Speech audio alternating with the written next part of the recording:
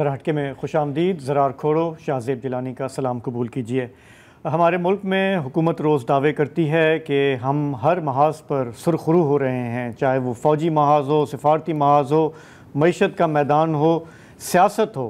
وہ کہہ رہے ہیں کہ معاملات اب ہمارے قابو میں آ چکے ہیں، ہماری مٹھی میں ہیں، عدلیہ ہو، میڈیا ہو، سب کچھ ہو. لیکن کہنے والے کہتے ہیں کہ اگر ایسا ہے تو پڑھے لکھے پاکستانی ملک چھوڑ کر کیوں جا رہے ہیں؟ اس ملک میں بے روزگاری کی شرح جو ہے وہ 22% تک کیوں پہنچ گئی ہے؟ سوالات کئی ہیں، اس کا ہم احاطہ کریں گے. ہمارے ساتھ نواز کھوکھر صاحب موجود ہوں گے، ان سے بات کریں گے. سابق سینیٹر ہیں، ہیومن رائٹس پہ کافی ایکٹیو رہے ہیں، ان سے بات کریں گے. لیکن پروگرام کا آغاز کراچی سے آنے والی ایک دل دہلانے والی خبر سے. ہم کئی بار اس پروگرام پہ کہہ چکے ہیں کہ ہمارے ملک میں روز کہیں نہ کہیں کوئی عورت جو ہے مار پٹائی اس پر ہو رہی ہوتی ہے، تشدد ہو رہا ہوتا ہے، ہراسانی ہو رہی ہوتی ہے، ریپ ہو رہا ہوتا ہے، مرڈر ہو جاتے ہیں. کراچی میں پچھلے چند ہفتوں میں ایک واقعہ پیش آیا جو منظر عام پر اب رپورٹ ہو رہا ہے کہ ایک خاتون کو شادی کے چند دنوں کے اندر ان کے شوہر نے اتنا برے انداز میں جنسی تشدد کیا کہ وہ اب ہاسپٹل میں کوما میں چلی گئی ہیں. زرار، ایسے اوقات پہ نا شاہ زیب بڑی شدت سے محسوس ہوتا ہے کہ ہمارے جو الفاظ ہم استعمال کرتے ہیں نا وہ ناکافی ہیں، کیونکہ شانتی کو جس طرح ٹارچر کیا گیا ہے، مطلب اس کو آپ کیسے بیان کرو گے؟ ہمیں آپ FIR ہی پڑھ لیں، آپ ان کی حالت دیکھ لیں، کون سے الفاظ استعمال کیے گئے؟ شدید جنسی اور جسمانی تشدد ہوتا ہے، مطلب شدید وہی ہے نا کہ یہی گھسے پٹے جملے ہمارے پاس بچ جاتے ہیں نا. شانتی کی عمر 19 سال کی ہے، اور جیسے آپ بیان کر رہے تھے 15 جون کو ان کی شادی ہوتی ہے لیاری میں ایک اشوک نامی شخص کے ساتھ. 3 دن بعد ان کو اتنی بے دردی، اتنی بے رحمی سے ٹارچر کیا جاتا ہے، میں سیکشول ٹارچر کی بات کر رہا ہوں یہاں پر، کہ ان کو ہسپتال میں منتقل کیا جاتا ہے. لیکن ظاہر ہے ان کی طبیعت بہتر نہیں ہوتی، بد سے بدتر ہوتی جاتی ہے. اس دوران ان کے والدین، ان کے گھر والے، ان کی ماں اور ان کے جو بھائی ہیں وہ ان کے پاس جاتے ہیں اور ان کو کوشش کرتے ہیں ان کو واپس اپنے گھر پہنچانے میں. یہاں وہ بتاتی ہیں، انفیکٹ شاید 30 جون تک انہوں نے یہ پوری طرح نہیں بتایا کہ ان کے ساتھ کیا گزری.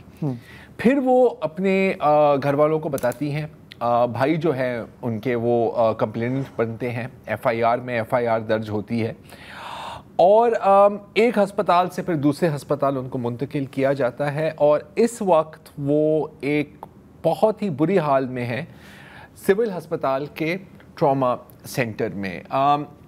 یہ جب خبر آئی تھی تو جیسے 1000 خبریں آتی ہیں اب پڑی سائٹ پہ رکھ لی. لیکن آج میری بات ہوئی نجمہ مہیشوری صاحبہ سے. آپ ایک ایکٹیوسٹ بھی ہیں اور ان کئی لوگوں میں سے ہیں، عورت کے ایکٹیوسٹ بھی اس میں شامل ہیں، جو شانتی کی مدد کرنے کی کوشش کر رہے ہیں. ایک خون کے عطیہ کی بھی اپیل جاری کی تھی. تو وہ اس وقت نجمہ صاحبہ بھی وہاں ہی ایمرجنسی وارڈ میں ہیں.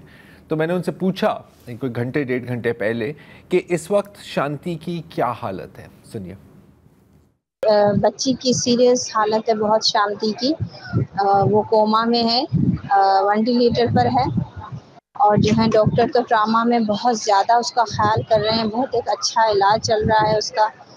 اور ٹراما میں جو خود بھی وہ اپنے سے بہت زیادہ اس کا خون وغیرہ کا ارینج کر رہے ہیں. لیکن کیونکہ ٹراما میں بھی خون جو ہوتا ہے وہ بہت زیادہ ایمرجنسی کے لیے ہوتا ہے، اور جو ہے شانتی کو بہت زیادہ نیڈ ہے بلڈ کی بھی، وائٹ بلڈ کی بھی اور ریڈ بلڈ کی بھی. تو آج مجھے نیڈ تھی بلڈ کی، تو وہ بھی ارینج ہو چکا ہے. مزید ہو سکتا ہے کل بھی مجھے نیڈ ہو. اور جو ہے نا بچی کی کنڈیشن بہت زیادہ سیریس ہے.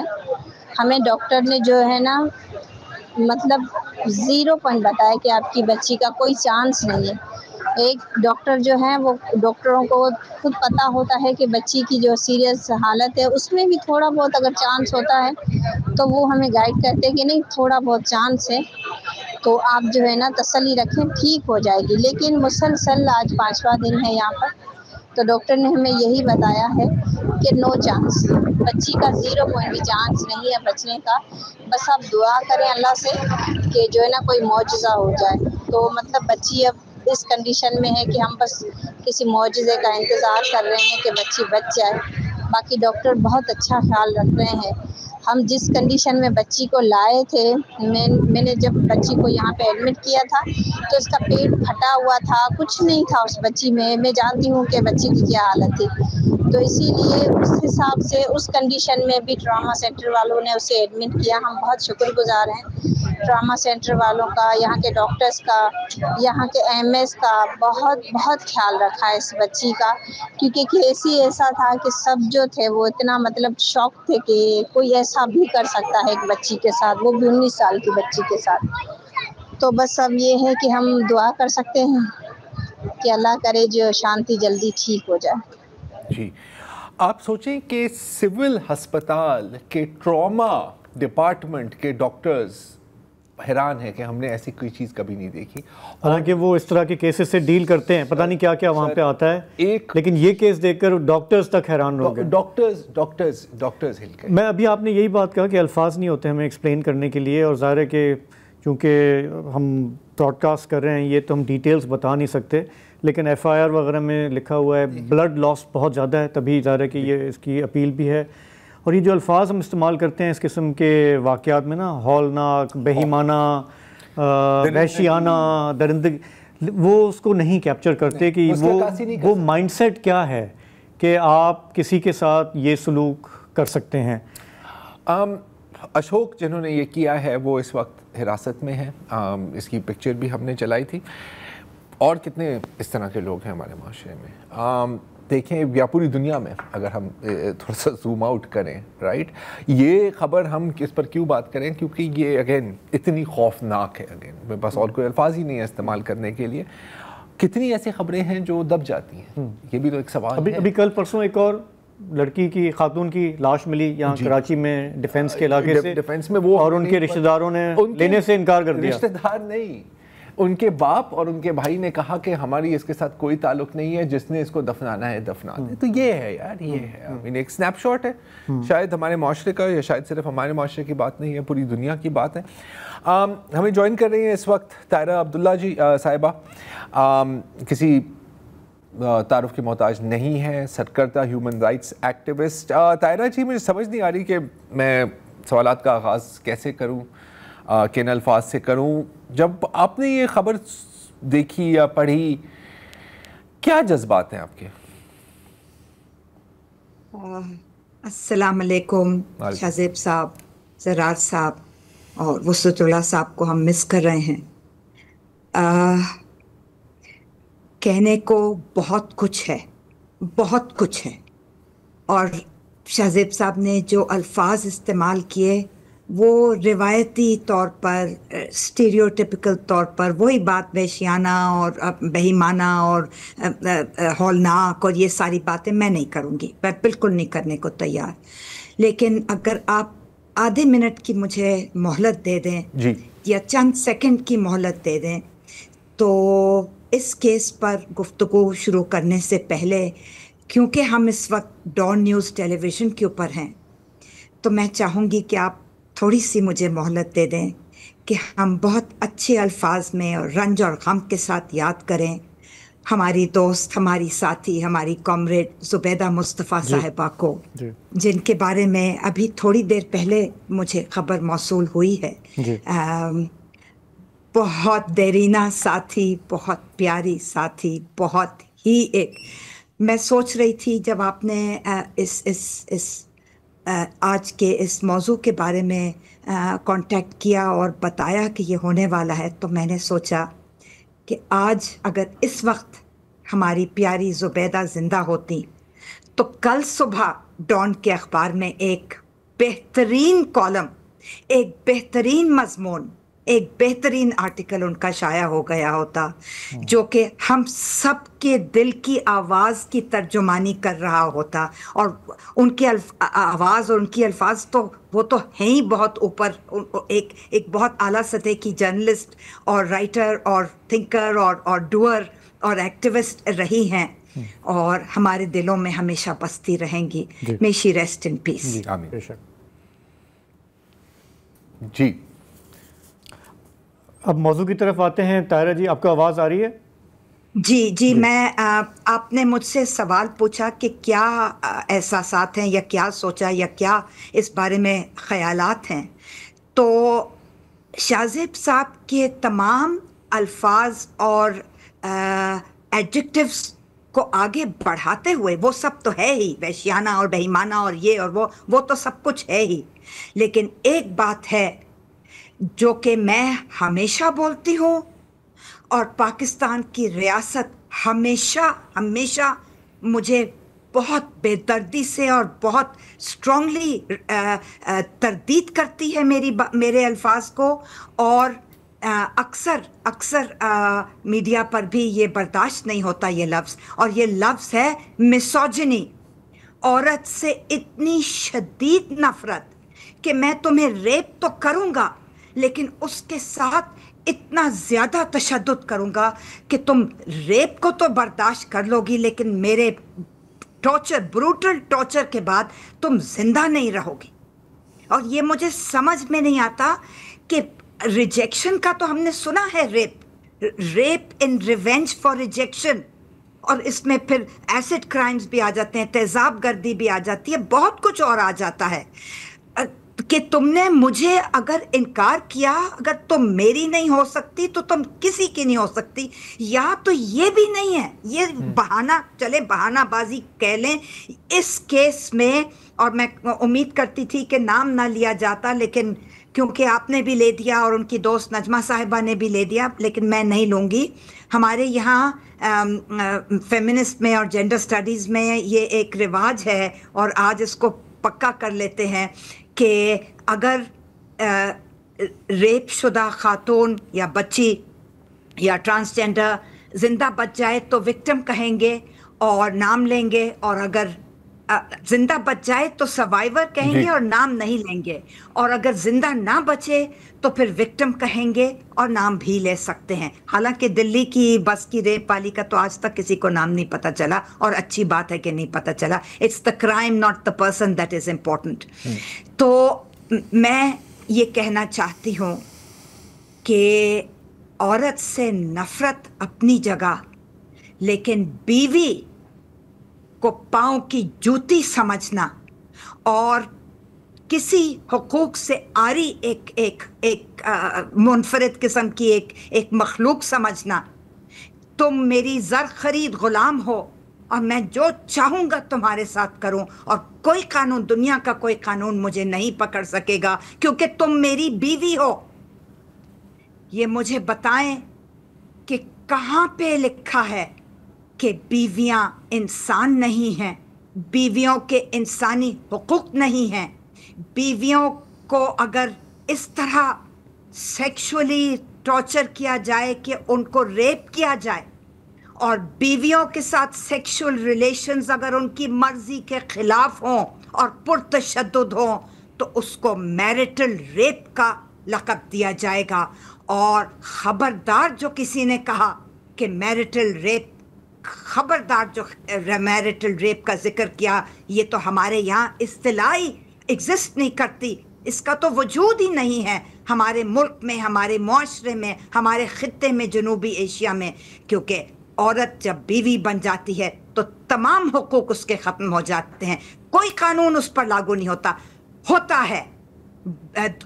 2021 میں اینٹی ریپ لا کی امینڈمنٹ جو آئی تھی، جو کہ 2016 کی امینڈمنٹ تھی، 2016 کے قانون کی امینڈمنٹ تھی، جو کہ خود 2006 کے قانون کی امینڈمنٹ تھی. ریپ کا بہت پرانی ہسٹری ہے، آپ کے پاس وقت نہیں ہوگا اس لیے میں ٹیکنیکل ڈیٹیلز میں جا نہیں سکتی. برطانوی راج سے لے کر ضیاء الحق کے حدود آرڈیننس اور زنا آرڈیننس سے لے کر 2006 ویمن پروٹیکشن ایکٹ سے لے کر 2016 اینٹی ریپ سے لے کر 2021 اینٹی ریپ امینڈمنٹ سے لے کر، یہ بات طے ہے کہ میرٹل ریپ اس میں شامل ہے. اگر ایک شوہر اپنی بیوی کے ساتھ اتنا پرتشدد اگر سیکشول ریلیشنز کرے گا تو پھر اس کو ہم میرٹل ریپ کا لقب دیں گے، اور مجھے اس بات کو رپورٹ کرنے میں نہایت اطمینان ہو رہا ہے کہ خیبر پختونخوا میں شانگلہ میں 2024 میں، ابھی پچھلے سال کی بات ہے، کوئی ہزاروں سال پرانی بات نہیں ہے، ایک بہادر جج نے جو کہ ADSG صاحب تھے، انہوں نے ایک فیصلہ سنایا جہاں پر ایک مرد کی بیوی یا منکوحہ نکاح شدہ ایک مائنر 16 سال کی لڑکی کو میرٹل ریپ کا لقب دے کر اس کی کنوکشن ہوئی اور اس کی سینٹنسنگ ہوئی، تو اس کو سزا، اس کو ایک مجرم بھی قرار دیا گیا اور سزا یافتہ. طاہرہ جی، ہمارے پاس ٹائم تھوڑا سا کم ہے، ایک چھوٹا سا میں سوال کرنا چاہ رہا ہوں جو زرار اور میں پروگرام سے پہلے بھی ہم نے بریفلی ڈسکس کیا کہ جس قسم کا سمجھیں کہ یہ ایک آؤٹریجس کرائم ہے، ٹارچر ہے، سیکشول ٹارچر ہے، اس میں ہم یہ بات کر رہے تھے کہ یہ جو ایکسٹریم پورن کا ایلیمنٹ ہے، آپ کو پتہ ہے ہمارے مطلب مرد ایک ویسے ہی ایک عجیب سی مخلوق ہے پوری دنیا میں، لیکن پاکستان کے جو مرد ہیں، بارہا یہ سروے سامنے آئے ہیں گوگل کے اس کے کہ ہمارے مردوں کا کچھ الگ ہی نفسیات ہے. یہ اس قسم کے کرائمز میں آپ کتنا دیکھتی ہیں، یہ ایکسٹریم پورن کا کتنا اس میں عمل دخل ہے، یہ لوگ اس طرف کیسے چلے جاتے ہیں؟ جی بہت عمدہ، بہت پتے کا اور بہت اہم سوال کیا ہے آپ نے. دیکھیے، پورنوگرافی پاکستانی مردوں کا ایک شیوا ہے. چھپ کر قصور کا کیس سب کو یاد ہے، اس کے بعد پھر زینب کا کیس آیا، سب کو یاد ہے، سب کو سب کچھ یاد ہے، وہ ویڈیوز والا جو کیس تھا، اس کے بعد بہت اور جگہوں میں ہو چکا ہے. میں بس اتنا کہنا چاہوں گی کہ یہ ایک ملٹی بلین ڈالر انڈسٹری ہے. ملٹی بلین روپیز میں نے نہیں کہا، ملٹی بلین ڈالر انڈسٹری ہے. تو اس میں دو عناصر شامل ہو جاتے ہیں، دو فیکٹرز آ جاتے ہیں، اور ایک تو یہ ہے کہ پیسے کا بیچ میں داخل ہونا، عمل دخل ہونا، تو ملٹی بلین ڈالر. اور دوسری بات یہ ہے کہ پاکستان میں، جنوبی ایشیا میں بالعموم، پاکستان میں بالخصوص، ایک ایسا معاشرہ ہے جہاں پر سیگریگیشن آف دا سیکسز ہے. علیحدہ ایک زنانہ ڈبہ ہوگا اور ایک مردانہ ڈبہ ہوگا. ہمارے اسکول بھی مختلف ہوں گے، الگ الگ. یونیورسٹیاں بھی اب تو بہت فیشن بن گیا ہے، ایک روایت چل پڑی ہے کہ عورتوں کی یونیورسٹیاں الگ ہوں، چاہے وہ فاطمہ جناح ویمنز یونیورسٹی ہو یا کوئی اور ہو. اور کزنز بھی، میل اور فیمیل کزنز بھی آپس میں کھیل کود نہیں کر سکتے بچپن میں. اور ہم لوگ جیسے ہی پیوبرٹی پہ لڑکیاں آتی ہیں ان کو گھر بٹھا دیا جاتا ہے کہ نہیں، تم نے کسی مرد سے کو دیکھنا نہیں ہے، بات نہیں کرنی، دوستی تو بہت ہی دور کی بات ہے. تو جی، پورنوگرافی بہت بڑا ایک پارٹ پلے کرتی ہے پاکستان کے معاشرے میں. میں نہیں چاہتی کہ میں کسی قسم کا کوئی کاپ آؤٹ یا اسکیپ روٹ دوں کسی مرد کو جو پورنوگرافی دیکھ رہا ہے، یہ کہہ کر کہ جی فرسٹریشن ہے مردوں میں، آپس میں میل جول کی اجازت نہیں ہے سیکسز کی، مردوں، عورتوں اور ٹرانسجینڈرز کے درمیان. اس لیے نہیں، بالکل بھی نہیں. there is no excuse for rape, there is no excuse for gender based violence and violence against women, girls and transgenders. اس کے لیے کوئی بہانہ نہیں چلے گا، کوئی وجوہات، کوئی توجیحات نہیں چلیں گی. ٹھیک، بالکل صحیح ہے. بہت شکریہ بہت بہت طاہرہ عبداللہ صاحب. آپ نے دیکھا ہے مظفر گڑھ والی جو سٹوری تھی، جو ایک پوری چائلڈ پورن رنگ وہاں پر ایک جرمن شہری نے قائم کی تھی، اور اس کے یہاں مقامی سہولت کار بھی تھے. یہ ایک اور پہلو ہے اس پورے سلسلے کا، اس پر کسی اور دن بات کریں گے. جی، فی الحال یہاں پہ ایک بریک لیتے ہیں، واپس آئیں گے تو ملک کی جو سیاسی صورتحال ہے تھوڑا اس پہ بات کرتے ہیں. جی، تو ہمارے ملک میں گورنمنٹ کا کہنا ہے کہ حالات جو ہیں بالکل قابو میں آ چکے ہیں، سیاسی لحاظ سے، ڈپلومیٹکلی، ملیٹریلی، اکنامکلی. لیکن اگر آپ عام لوگوں سے پوچھیں کہ بھائی تمہارے حالات بہتر ہوئے، ملک مضبوط ہو رہا ہے، جمہوریت مضبوط ہو رہی ہے، تو لوگ ہنس دیتے ہیں، کہتے ہیں میاں کس دنیا میں رہ رہے ہو. یہ تو سوال ہی نہیں پوچھنا. ہاں، سوال پوچھنا ہی نہیں چاہیے، ریڈنڈنٹ سوال ہے. لیکن آپ کو پتہ ہے جواب کیا؟ سرکار ہے، سرکار روز آ کے ہمیں خوشخبریاں دیتی ہے. تو تھوڑا سا ہم نے سوچا کہ آج ہم اس پہ بات کریں. ہمارے ساتھ مصطفیٰ نواز کھوکھر ہیں، آپ انہیں جانتے ہیں، سابق سینیٹر ہیں، ہیومن رائٹس کمیٹی کے چیئرمین بھی تھے، بہت ہی کھل کے بات کرتے ہیں۔ مصطفیٰ صاحب آپ کا بہت بہت شکریہ۔ اس سے پہلے کہ میں عمومی تھوڑے ملک کے حالات کی طرف آؤں، آپ کو پتہ ہے کہ 2-4 دن سے خبر گرم ہے کہ ہماری جو اپوزیشن ہے انہوں نے کہا ہے کہ عمران خان صاحب کی رہائی کے لیے ان کے دونوں صاحبزادے سلمان قاسم آئیں گے، قیادت کریں گے، عمران خان کو رہا کرائیں گے، اور پھر ہو سکتا ہے کہ ملک میں اس وقت جو سسٹم چل رہا ہے اس کو کچھ دھچکا لگے۔ آپ کیسے دیکھ رہے ہیں اس پہ جو ایکسائٹمنٹ ہے پی ٹی آئی کے اندر، جسٹیفائڈ ہے؟ جی شکریہ۔ سب سے پہلے تو میں بصد احترام تھوڑا سا آپ سے اختلاف کروں گا کہ اس وقت ملک میں کوئی اپوزیشن ہے نہیں میرے خیال میں، اسی لیے انہوں نے ہنس کے الفاظ بولا ہے اپوزیشن۔ نہیں ٹھیک ہے صحیح ہے جی۔ افسوس ہوتا ہے کہ دیکھیں ایک بہت بڑی ایکسرسائز ہوتی ہے جب بجٹ لے کر آیا جاتا ہے، تو اس وقت بجٹ پیش کرنے کے فوراً بعد اخبارات میں جو مختلف اداریے چھپے تو تقریباً ہر کالم میں، ہر ایڈیٹوریل میں ایک چیز کامن تھی کہ جس میں کہا گیا، اور ایک چیز مشترک تھی کہ ملک میں اپوزیشن کا کوئی وجود نہیں ہے۔ ہمیں وہ وقت بھی یاد ہے کہ جب اپوزیشن کے بہت محدود نمبر ہوا کرتے تھے، جس طرح آپ ماضی میں اگر دیکھیں تو 16-17 لوگوں کے ساتھ شہید بی بی نے جو اپوزیشن کی، انہوں نے 2/3 اکثریت والی حکومت میاں نواز شریف صاحب کی، ان کو ایک بڑا ٹف ٹائم دیا تھا۔ پھر اسی طرح پرویز مشرف کے بھی ایک اپوزیشن تھی، جو اپوزیشن اتنی آسان نہیں تھی ہینڈل کرنا۔ 2002 کے الیکشنز کے ریزلٹس بھی ہمارے سامنے موجود ہیں۔ لیکن آج افسوس کے ساتھ کہنا پڑتا ہے کہ اپوزیشن کی جماعتوں میں کوئی اتحاد نہیں ہے، کوئی کامن ایجنڈا نہیں ہے، اور اپوزیشن کی جو سب سے بڑی جماعت ہے، جس کے اس وقت close to 93 M N As ہیں قومی اسمبلی میں، ایک صوبے میں حکومت بھی ہے، اس میں بھی بہت زیادہ فقدان ہے کہ لوگ اس کو سیریسلی لیں بطور ایک بڑی اپوزیشن جماعت کے۔ انٹرنل رائیولریز ہیں، گروپنگز ہیں، ایک کوئی ایک بات کہتا ہے، دوسری کوئی دوسری بات کہتا ہے۔ اور جو آپ نے سوال پوچھا تھا کہ جو عمران خان صاحب کے صاحبزادوں کے بارے میں جو خبر سامنے آئی ہے کہ ان کے بیٹے اب آئیں گے اور ایک موومنٹ کو، تحریک کو لیڈ کریں گے، تو میں اس کو اسی نظر سے دیکھتا ہوں کہ شاید انہیں بھی، ان کی جانب سے بھی یہ ایک عدم اعتماد ہے اپنی جماعت کی دیگر قیادت کے اوپر۔ ان کی آرگنائزیشنز موجود ہیں، ان کے M N As, M P As سینکڑوں کی تعداد میں موجود ہیں، ہر صوبے کے اندر ایک آرگنائزیشن موجود ہے۔ ان سب پر یہ عدم اعتماد ہے کہ وہ کوئی پچھلے کئی ماہ سے ان کی، ہمیں جو بیانات سننے کو مل رہے ہیں عمران خان صاحب کے، وہ چاہتے ہیں کہ کوئی موومنٹ چلائی جائے حکومت کے خلاف، لیکن باقی جماعت ان کی شاید اس جانب کوئی مائل نظر نہیں آتی۔ تو اسی وجہ سے شاید انہوں نے سوچا ہو کہ بیٹوں کو لے کر آیا جائے اور وہ لیڈ کریں، تو شاید انہیں وہ ایک مطلوبہ لیوریج مل جائے اور نیگوسیشنز کے دروازے کھل جائیں اسٹیبلشمنٹ کے ساتھ۔ لیکن اس میں بھی کچھ مجھے مشکلات نظر آتی ہیں۔ For example I don't know کہ جو عمران خان صاحب کے صاحبزادے ہیں کہ ان کے پاس پی او سی کارڈ ہے یا نہیں۔ اگر وہ صرف برٹش نیشنلز ہیں تو ایئرپورٹ سے ہی ان کو واپس ڈیپورٹ کر دیا جائے گا اور تحریک بہت جلدی دم توڑ جائے گی۔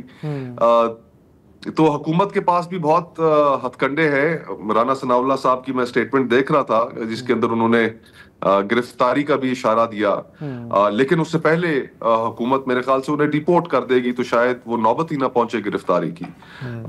تو اینڈ آف دا ڈے تو آنیسٹلی اس وقت ملک میں جو حالات ہیں اس میں اپوزیشن کی سیاست کا، ایک متحرک سیاست کا بہت بڑا خلا ہے، فقدان ہے، اور اپوزیشن جماعتیں میرے خیال میں اس کو فل نہیں کر پا رہی۔ لیکن مصطفیٰ صاحب اگر میں تھوڑا سا اس میں پش بیک کروں، اگر ہم پی ٹی آئی کے اگر پی ٹی آئی کے نقطۂ نظر سے اس کو دیکھنے کی میں کوشش کروں تو وہ کہیں گے کہ یار ہم نے تو بڑی کوشش کی ہے، دیکھیں ہمارا مطلب انتخابی نشان بھی چھینا کیا، پھر ریزرو سیٹس کی جو بٹوارا ہوا ہے وہ آپ کے سامنے ہے، ایک مارچ بھی ہوا تھا، اس کا جو انجام ہے وہ بھی سامنے ہے، مطلب کارنر میٹنگز، اس طرح کی ایجیٹیشن، پروٹیسٹ، ساری چیزیں کوشش کی ہیں۔ یہ ایک طرح سے ایک ڈیسپریشن نہیں لگتی کہ اب مطلب قاسم صاحب، سلیمان صاحب آئیں گے تو شاید ایک فگر ہیڈ بن جائے؟ تو فرض کریں کہ وہ آ جاتے ہیں، فرض کریں ان کو ڈپورٹ نہیں کیا جاتا، اور اگر گرفتار کیا جائے گا تو میرا خیال ہے کہ یہ حکومت کی طرف سے ایک طرح سے اون گول ہی ہوگا مطلب وہ انٹرنیشنلائز کرنا انٹرنیشنلائز کرنا چاہیں گے. تو آئی مین اس وقت اگر پی ٹی آئی اپوزیشن کرنا چاہے بھی صحیح تو کیا آپشنز ہیں ان کے پاس ریئلسٹکلی؟ زرار بھائی ہمارے سامنے ایک ایگزامپل ریسنٹ موجود ہے, نہروں کا مسئلہ. نہروں کے مسئلے کے اوپر ہماری اسٹیبلشمنٹ, ہماری گورنمنٹ نے ایک فیصلہ کیا اور بڑے بضد تھے اور کہ ہم یہ نہریں بنا کر رہیں گے. لیکن ایک بڑا پش بیک آیا سندھ میں, مختلف جماعتوں نے فوراً آپس میں اتحاد کیا اور پھر لوگ سڑکوں پر بھی باہر نکلے, احتجاج بھی ہوئے اور حکومت کو وہ فیصلہ واپس لینا پڑا. تو ایسا نہیں ہے کہ ایک اچھی سیاست کی گنجائش موجود نہیں ہے. ہمارے ابھی سامنے کئی ایسے واقعات ہوئے ہیں. اب 8 فروری کو جو پاکستان کے لوگوں نے فیصلہ دیا, جتنی آپ نے باتوں کا ذکر کیا کہ تحریک انصاف کے جو قائد تھے عمران خان صاحب, وہ جیل میں تھے, ان کی جماعت سے ان کا انتخابی نشان لے لیا گیا تھا, کوئی کارنر میٹنگ نہیں, کوئی جلسہ نہیں, الیکشن والے دن انٹرنیٹ کو بند کر دیا گیا. لیکن اس کے باوجود پاکستان کے لوگوں نے انہیں ووٹ دیا. آج بھی بچہ پاکستان کا اس حکومت کو غیر نمائندہ حکومت سمجھتا ہے. لیکن 9 فروری کو کیا ہوا, 10 فروری کو کیا ہوا کہ جو لوگ جن سے الیکشن دن دہاڑے چھینا گیا وہ چپ کر کے گھروں میں بیٹھے رہے اور انہوں نے صورتحال کو تسلیم کر لیا. اور وہ ایک ایسا ٹائم ہوتا ہے کہ جس میں پورا ملک چارج ہوتا ہے. آپ کے حق میں اتنا بڑا فیصلہ آیا اور اس کے بعد آپ باہر ہی نہیں نکلے. آپ جو احتجاج کرنے کا وقت تھا اس میں آپ گھروں میں بیٹھ گئے. تو اور پھر اس کے بعد متواتر اور بھی کئی واقعہ آئے, جس طرح 26 کانسٹیٹیوشنل امینڈمنٹ آئی. وہ ایک ایسا موقع تھا کہ جس میں جوڈیشری کو ٹیک دی جا سکتی تھی, جوڈیشری کے ساتھ کھڑا ہوا جا سکتا تھا. ایک تحریک انصاف کے اندر بڑے نامور وکلا بھی شامل ہیں. لیکن ہم نے کیا دیکھا کہ کوئی ملک کے اندر جوڈیشری کے ساتھ اپوزیشن اس طرح نہیں کھڑی ہو سکی. ایک اپرچونٹی تھی, اس اپرچونٹی کو نہیں, اور حکومت غلط کام, انکانسٹیٹیوشنل کام کرنے جا رہی تھی. جو کانسٹیٹیوشن کا اسپرٹ ہے اس کو اس نے ڈیفیٹ کیا 26 کانسٹیٹیوشنل امینڈمنٹ کے ذریعے. وکلا کے اندر ایک بہت بڑا ری ایکشن تھا, لیکن اس کے اوپر اپوزیشن کی جو بڑی جماعت ہے اور دیگر جماعتیں بھی وہ کیپٹلائز نہیں کر سکی. 6 ججز کا آپ کے سامنے خط آ گیا, اس کے اندر انہوں نے کیا کیا ڈیٹیلز نہیں لکھ دی, لیکن اس کے اوپر بھی وہ کچھ نہیں کر سکے. پھر اسی طرح میڈیا, جیسے شعر ہے نا, ہمیشہ دیر کر دیتا ہوں میں, کچھ ہوئی ہے. ہاں مصطفیٰ صاحب, ایک ہمیں ایک چھوٹا سا وقفہ لینا ہے. We'll be right back. Programme میں واپس خوش آمدید. مصطفیٰ نواز کھوکھر صاحب ہمارے ساتھ موجود ہیں. مصطفیٰ, آپ نے کافی اچھے طریقے سے ایکسپلین کر لیا کہ ہمارے ہاں جو اپوزیشن کا رول آپ نے کہا نہ ہونے کے برابر ہے. پارلیمان جو ہے وہ سہولت کار ہے, جو امینڈمنٹس ہوئی ہیں اس سے کون مضبوط ہو رہا ہے. میڈیا کی بات چلے میں کر دیتا ہوں کہ ہم جو خبریں کور کرنا چاہتے ہیں روز ہم نہیں کر پاتے, قدغنیں ہوتی ہیں, تو کوشش کرتے ہیں کہ ہم بھی بس بچا کے ہی کام چلاتے رہیں.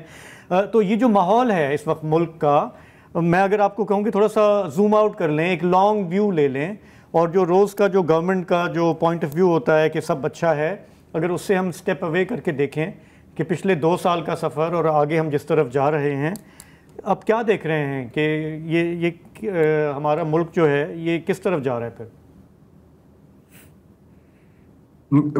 شازیہ بھائی, میرے خیال میں دیکھیں کئی ایسے واقعات ہوئے ہیں جنہوں نے ہمارا فوکس شفٹ کر دیا ہے, اور جو دنیا کے بھی اس وقت حالات ہیں کہ جو ایک انٹرنیشنل آرڈر کلیپس ہوا ہے, اسرائیل غازہ کانفلکٹ, اور جس طرح وہاں ایک اوپنلی ایک جینوسائیڈ ہو رہا ہے اور دنیا خاموش تماشائی بنی بیٹھی ہے. تو اس ماحول میں واپس ایک طرح سے ممالک اس صورتحال میں چلے گئے ہیں, یا دنیا اس صورتحال میں چلی گئی ہے کہ پریڈیٹر اور پرے والا رشتہ اب دوبارہ سے ہم اس دنیا میں چلے گئے. بالکل. تو ایسے ماحول میں ایک وقت تھا کہ جس میں پاکستان میں یہ ایک احساس ہوتا تھا, ہماری اسٹیبلشمنٹ کے اندر بھی یہ احساس پیدا ہوتا تھا کہ یار کہ ہم ایک لمٹ تک جائیں, اگر ہم نے وہ کراس کی تو شاید ویسٹ سے ری ایکشن آئے, ہمیں جی ایس پی پلس کے اندر کوئی پرابلم ہو, تو ایک کنسرن ضرور ہوتی تھی کہ امریکنز کچھ کہہ دیں گے.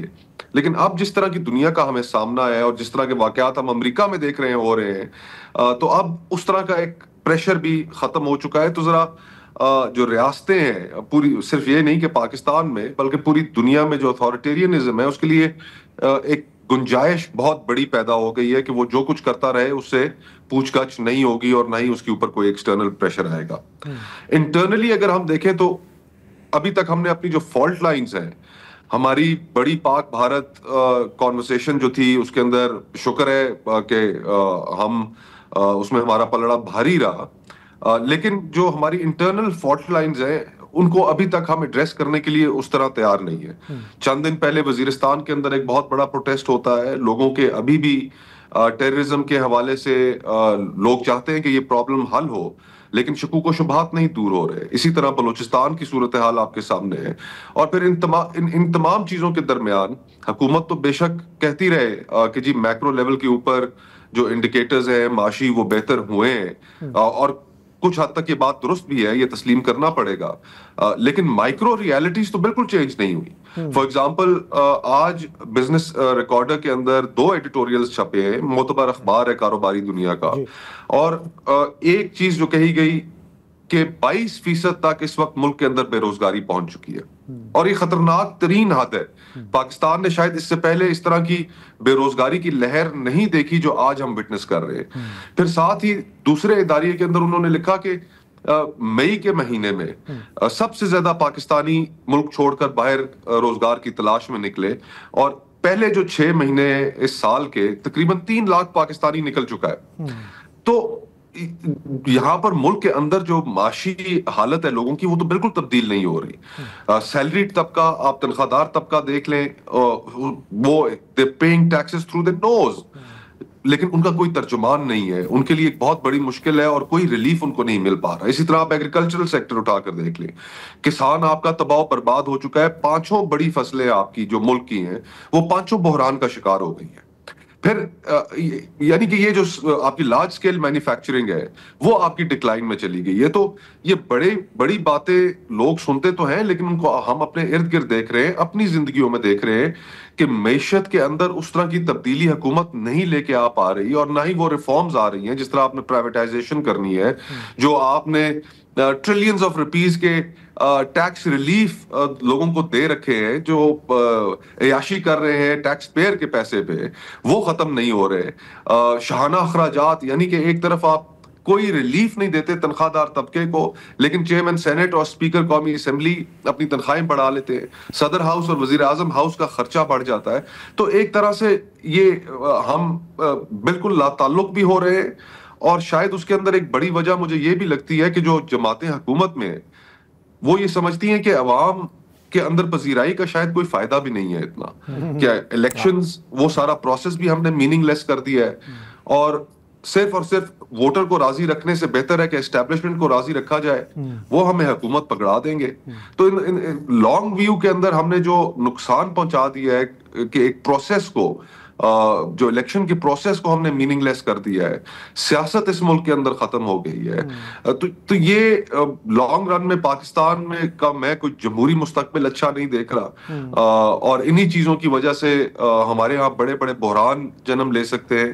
انٹرنل فالٹ لائنز ہمارے پاس بڑا اچھا موقع تھا، لوگوں کا ہماری فوج کے اوپر اعتماد بڑا بحال ہوا، اور یہ ایک ونڈو کریٹ کرتا ہے کہ جس میں آپ اس گڈ ول کو لے کر آگے چلیں، اور جو لوگوں کے گلے شکوے تھے ان کو فوراً آگے بڑھ کر ٹھیک کر لیں، تاکہ وہ انٹرنل فالٹ لائنز یا وہ گلے شکوے کوئی اور ایکسپلائٹ نہ کر سکے.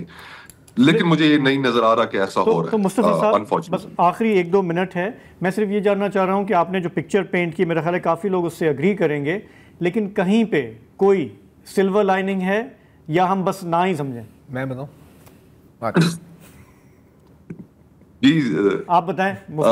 آپ بتائیں، ہم تو آپس میں بات کرتے ہیں. دیکھیں سلور لائننگ اس ملک میں مجھے جو نظر آتی ہے یہ ہے کہ ایک لوگوں کے اندر اویئرنیس بہت ہے، لوگوں کو پتا ہے کہ اس ملک کے پرابلمز کیا ہیں، لوگوں کو یہ بھی پتا ہے کہ یہ جو اگر کوئی تبدیلی آنی ہے تو وہ ایک پولیٹیکل پروسیس کے ذریعے آنی ہے.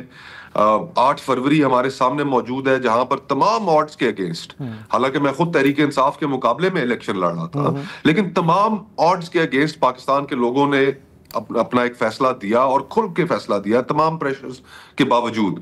تو سلور لائننگ تو یہ نظر مجھے آتی ہے کہ عوام کو اگر ہم فیصلہ کرنے دیں تو ہر دور کے اندر اس ملک کی عوام نے ایک بہتر فیصلہ کیا ہے. ہمارے لوگ، ہماری عوام بہتر فیصلہ کرنے کا پوٹینشیل، کیپیسٹی، تمام چیزیں اس کے اندر موجود ہیں. وہ سیاسی صلاحیت، سوچ بھی موجود ہے. ہم صرف ان کو موقع نہیں دیتے اور ان کے فیصلے پر اعتبار نہیں کرتے. اگر ہم صرف ان کے اوپر اعتبار کرنا شروع کر دے, ان کے فیصلے کو اہمیت دینا شروع کر دے, اس کو ردی کی ٹوکری میں نہ پھینکے, تو آئی تھنک ہم بہت آگے جا سکتے ہیں.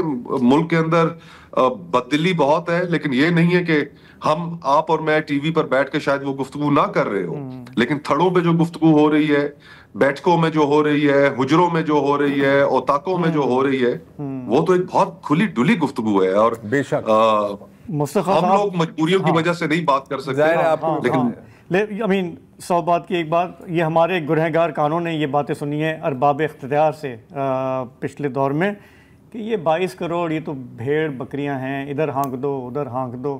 یہ مائنڈ سیٹ میرا خیال ہے جب تک چینج نہیں ہوگا تو ہم یہیں پہ رہیں گے. آپ کا بہت بہت شکریہ سر, تھینک یو ویری مچ. دوبارہ بھی آپ سے بات ہوگی. یہ جو مائنڈ سیٹ ہے یہ پاکستان تک محدود نہیں ہے, یہ میرا خیال ہے پوری دنیا کا مائنڈ سیٹ ہے. فی الحال تم اپنا رونا رو نہیں, آئی نو, لیکن دیکھو ایک مطلب ایک اوور آل ہوتا ہے نا, ایک اسپرٹ آف دا ٹائمز ہوتی ہے. تو اسپرٹ جیسے ابھی مصطفیٰ صاحب بھی بول رہے تھے نا, پوری دنیا اتھارٹیرینزم آٹوکریسی کی طرف, یہ تو ابھی کی شفٹ کی بات کر رہے ہیں, ٹرمپ کا بھی آنا یہ کرنا, لیکن ہمارے یہاں تو ٹائم لگتا ہے. تو مطلب کہ بیسکلی اب لوگ ہمارے نقشے قدم پہ چل رہے ہیں نا, مسئلہ یہ ہے.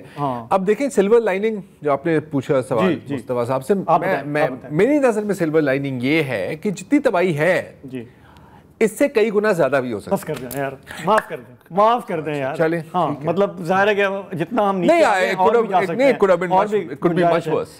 ہم ایک بریک لیں گے اور اس کے بعد ذرا کچھ انٹرنیشنل موضوعات کی بات کریں گے. برطانیہ کے اندر کیا چل رہا ہے غزہ کے معاملے پہ, تھوڑا سا کچھ آبزرویشنز آپ کے ساتھ شیئر کریں گے. غزہ میں اسرائیلی قتل عام کو اکتوبر میں 2 سال ہو جائیں گے. روز وہاں پہ ہلاکتیں چل رہی ہیں, وہ سلسلہ جاری ہے. پچھلے 24 گھنٹے میں 100 کے قریب روزانہ جو ہے وہ ہو چکی ہیں. اسرائیلی وزیر اعظم نیتن یاہو امریکہ کے دورے پر ہیں, تیسری بار ہے پچھلے 6 ماہ میں کہ وہ صدر ٹرمپ سے ملنے پہنچے ہیں. ان کے 2 سیشنز ہو چکے ہیں ٹرمپ صاحب کے ساتھ, اور کہا یہ جا رہا ہے کہ جی کہ ایک ٹریجڈی ہے غزہ میں جسے ہم جلد سے جلد سالو کرنا چاہتے ہیں. اور صدر ٹرمپ کے جو ایلچی ہیں مشرق وسطیٰ کے اسٹیو وٹکوف, انہوں نے اشارے یہ دیے ہیں کہ جی کہ ہم اب بہت قریب پہنچ چکے ہیں ایک سیز فائر کے, اور اس میں ہوگا یہ کہ ہم جو ہے کچھ یہ جو قیدی ہیں اسرائیلی ان کو ہم رہا کرا لیں گے, کچھ جو ڈسیزڈ ہیں ان کو بھی.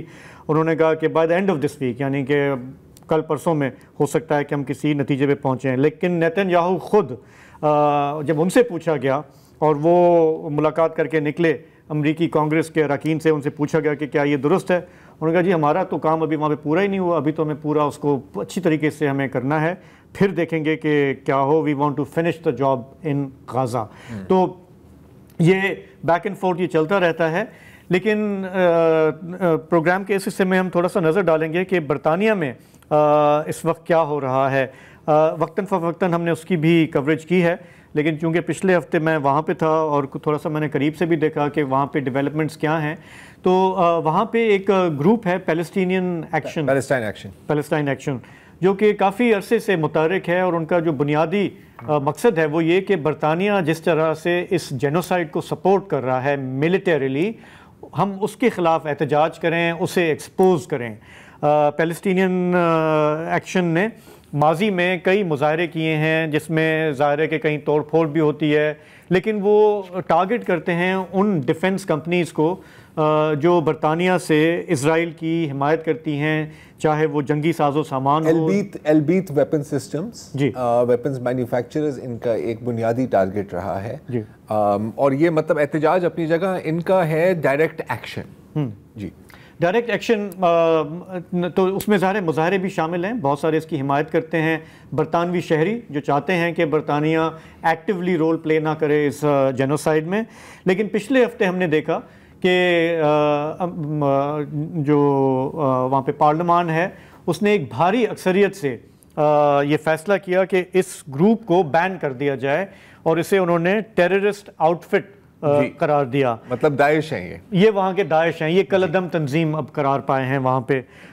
اس کے بعد انہوں نے یہ جو گروپ ہے انہوں نے کورٹ سے جا کے رجوع کیا کہ جی ہم پہ یہ آپ نہ لگائیں پابندی, اور اس دن وہاں پہ مظاہرہ ہوا لوگ بہت سارے نہیں تھے لیکن درجنوں لوگ موجود تھے، پولیس بھی موجود تھی اور وہاں پہ پکڑ دھکڑ ہوئی، کافی لوگوں کو وہاں سے اریسٹ کیا گیا، جن میں ایک 83 سالہ خاتون بھی تھیں جو وہاں پہ بینر اٹھائے اس مظاہرے میں شامل تھیں کہ اس طرح سے ہمیں ایک پرو پیلسٹین گروپ کو بین نہیں کرنا چاہیے۔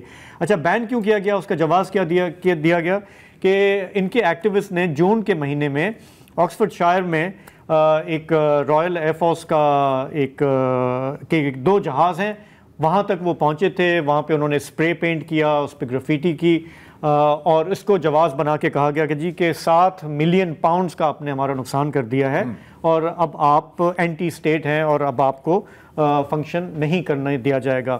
یہ سب ایسے وقت ہو رہا ہے وہاں پہ جب برٹن کا اپنا رول جو ہے اس پر تنقید بڑھتی جا رہی ہے، اور جس طرح سے وہ اسرائیل کے ساتھ، نیتن یاہو کے ساتھ مسلسل کھڑے رہے ہیں۔ وہاں پر جو تنقید ہوتی رہی ہے اور یہ پیلسٹینین ایکشن نے بھی کی ہے ماضی میں، اس میں انہوں نے BBC کو بھی نشانہ بنایا ہے اور کہا ہے کہ یہ ایک قومی ادارہ ہے، اور اس جینوسائیڈ کے دوران BBC جو ہے بہت اپنے آپ کو اس نے ایکسپوز کیا ہے۔ اب یہ ایک ایسا ادارہ ہے جہاں ماضی میں نے بھی بڑا عرصہ کام کیا، وسط نے بھی کام کیا، اور اس وقت بھی یہ ہوتا تھا، ہم اکثر یہ آپس میں کہتے تھے جب اس طرح کے کانفلکٹ بریک آؤٹ کرتے تھے مڈل ایسٹ میں کہ BBC میں دنیا کے بہترین جرنلسٹ کام کرتے ہیں، ہم نے ان سے سیکھا بھی ہے، اور ہم کہتے تھے کہ this is an organization of lions led by the donkeys. مطلب وہاں پہ جو مینیجر حضرات ہوتے ہیں نا، جن کی حالت خراب ہوتی ہے کہ یہ خبر نہیں چل سکتی، یہ نہیں ہو سکتا، وہ نہیں ہو سکتا، آلو آ جائے گا، یہ مخلوق وہاں پہ بھی پائی جاتی ہے، لیکن وہ اتنا کھل کر آ کے ان کی ہمت نہیں ہوتی کہ وہ ایڈیٹر کو منع کریں کہ یہ آپ خبر نہ چلائیں۔ کم از کم میرے 15 سال میں کبھی ایسے نہیں ہوا کہ اوپر سے کوئی صحیفہ آیا ہو، کوئی فون آیا ہو کہ یہ خبر نہیں جا سکتی۔ لیکن اب انکریزنگلی BBC کے اندر بہت زبردست ایک فرسٹریشن ہے، جو صحافی ہیں جو سمجھتے ہیں کہ ہم انصاف نہیں کر پا رہے غزہ کی سٹوری کے ساتھ، اور بارہا ہم نے دیکھا ہے کہ انونیمس لیٹرز سینکڑوں BBC کے جرنلسٹ نے لکھے ہیں، برٹش میڈیا میں اپیئر ہوئے ہیں کہ ہم انصاف نہیں کر پا رہے، ہماری کریڈیبلٹی پہ سوال اٹھ رہا ہے، ہم نے بڑی محنت سے دہائیوں میں یہ کریڈیبلٹی بنائی ہے، لیکن اس کانفلکٹ میں آ کے ہم بالکل آ کے پھنس جاتے ہیں۔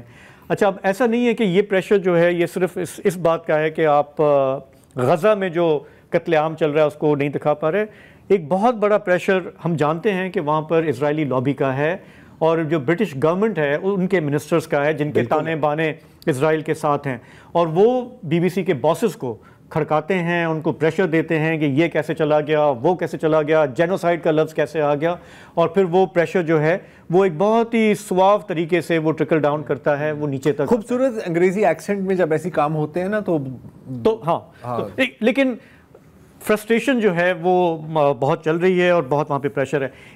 ایک دو میں چھوٹی سی باتیں بس اور شیئر کر لوں اس پہ کہ میں جب لنڈن میں تھا پچھلے ہفتے تو میں نے یہ بھی دیکھا کہ ظاہر ہے کہ جب 9/11 ہوا تھا تو اس وقت تو سوسائٹی بہت ڈیوائڈ ہو گئی تھی، پھر 7 ہوا، ٹیررزم، اسلام، وہاں پہ بہت وائلنس بھی ہوا، ریشل وائلنس بھی ہوا۔ اس دفعہ اس لیول پہ نہیں ہے لیکن پھر بھی ڈویژن بہت زیادہ ہے۔ ہمارے ایک جاننے والے ہیں، ان کے بچے اسکول جاتے ہیں، انہوں نے کہا کہ اسکولوں کے اندر جو ہے نا یہ جو پرو زائنسٹ پیرنٹس ہیں انہوں نے آ کے اعتراض اٹھایا ہے کہ وہ بچہ جو ہے اس نے فلاں چیز کو لائک کیا، جو سیز فائر کو کوئی کال کر رہا ہے تو انہوں نے کہا جی یہ تو حماس کے، ہاں یہ تو حماس کے لوگ ہیں سارے۔ اور پھر وہاں پہ اسکولوں کے اندر بھی جو ہے وہ باقاعدہ ایک ٹینشن ہے، پیرنٹس کی آپس میں بات چیت بند ہو گئی ہے، پڑوسی ایک دوسرے سے بات نہیں کر رہے، اور یہ جب اس طرح کے بین لگتے ہیں پیلسٹین ایکشن پہ تو پھر ہر کوئی محتاط ہو جاتا ہے کہ میں اوپنلی پیلسٹینز کے ساتھ کھڑا ہوں، میری نوکری تو خطرے میں نہیں پڑ جائے گی۔ اس کے باوجود میں تو 4-5 دن تھا وہاں پہ، ٹیوب پہ پھر رہا تھا، ادھر جا رہا تھا، بہت سارے نوجوانوں کو میں نے دیکھا کہ وہ پیلسٹینین فلیگ بھی لے کے پھر رہے ہیں، کفایا باندھا ہوا ہے، وہ اپنا جس بھی لیول پہ پروٹیسٹ ہے وہ کر رہے ہیں۔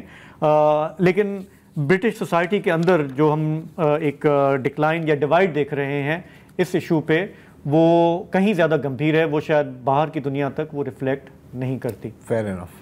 تو غزہ کے حوالے سے اور بھی بہت ساری خبریں ہیں، ہم اس کو کور کرتے رہیں گے، لیکن آج کے پروگرام میں اتنا ہی، ہمیں اجازت دیں، خدا حافظ، شب بخیر۔